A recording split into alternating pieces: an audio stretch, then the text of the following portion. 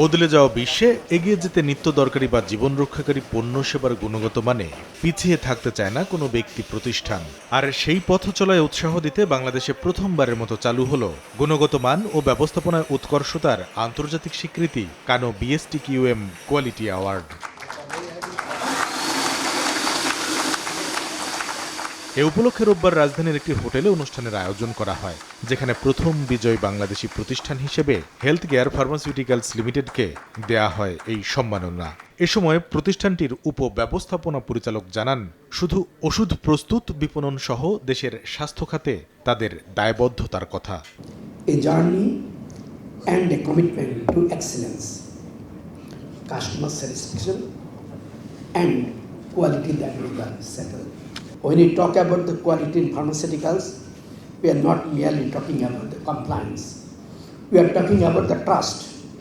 Every tablet, every vial, every dose that leaves our facility carries with it a promise. নিজ নামে প্রবর্তিত এই পুরস্কার তুলে দিতে ঢাকায় আসা টোটাল কোয়ালিটি ম্যানেজমেন্ট দর্শনের বিশ্বখ্যাত কিংবদন্তি টোকিও বিশ্ববিদ্যালয়ের এমেরিটাস অধ্যাপক ডক্টর নোরিয়াকি কানো জানান, পণ্য তৈরি ও বাজারজাতকরণে গুণগত মান নিশ্চিত করতে না পারলে অন্য উপায়ে অর্জন করা যাবে না ভোক্তার আস্থা।